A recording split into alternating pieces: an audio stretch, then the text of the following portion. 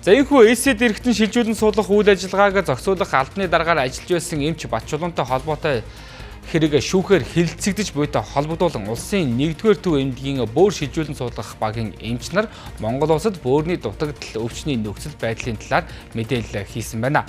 Өнөөдрийн байдлаараа Монгол улсад бөөр шилжүүлэн суулгах мэд засалд орох шаардлагатай 700 хүн хүлээлтэнд байгаа юм байна. За өвчнүүдийн ихэнх нь 5-аас 7 жил өөрт таарах бөөрийн донороо хүлээсээр байна. Тухайлбал эргэн төмөр 7 жилийн өмнө бөөрийн дутагдлаар онцлогдсон. Тэр өнөөдөр хүртэл диализын аппаратны хамааралтай амьдарч байна. Эрүүл мэндийн байдал бол ерөнхийдөө одоо зүрх өвддөг болсон. Өдөр болгон маш их эм уудаг. Тэгээд эм их ууснаас болоод одоо ходоодны асуудалтай болж байна. Ерөнхийдөө тэгээд даралт заримдаа 210-аас 220 хүртэл өсдөг. Ерөнхийдөө эрүүл мэндийн хувьд бол ер нь маш их асуудалтай болж байгаа учраас одоо донор эргэтэнгээ хүлээгээд одоо үндсэндээ их удаж байна. Тэгээ аль болох ер нь эргэтэнгээ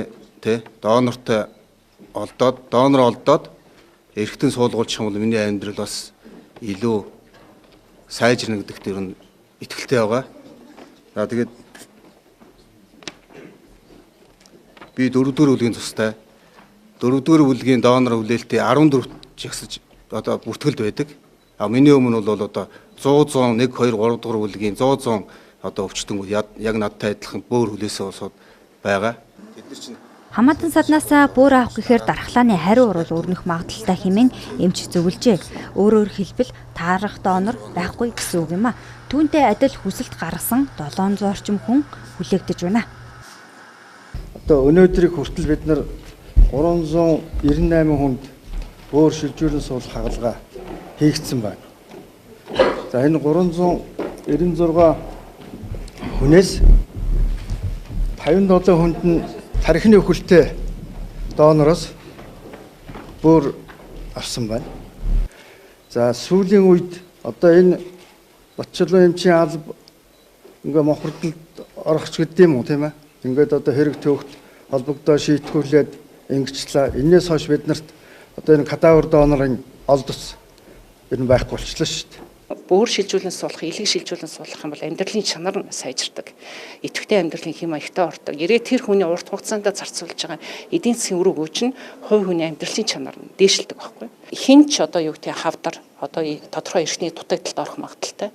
Жишээлбэл нэг тархины өхөлтэй донор гарах юм бол 2 бөөр, нэг илэг, зүрх, уушиг, нойр булчирхай, нарийн гидс. За тэгээд арьс, шүрмэс, суд савдаг байхгүй. Ингээд тоолох нь 10 хүрч байгаа. Тэгэхээр чин арталтны энэ болгоны одоо нэг хүндрэлтэй, хүлээгдэлтэй, асуудалтай хүмүүс юу вэ? Диализын аппаратанд жилд 309 өвчтөн ордог. Диализ нь бөөрийн дутагдалд эсрэг нөлөөтэй боловч олон жил хэрэглэхэд зүрхний үйл ажиллагааны дутагдалд орж эхэлдэг. Бөөрийн дутагдлын эцсийн шатанд орсон өвчтөнд бөөр орлуулах цус нөхөх эмчилгээнд 2024 онд Монгол улс 21 тэрбум төгрөгийг зарцуулжээ.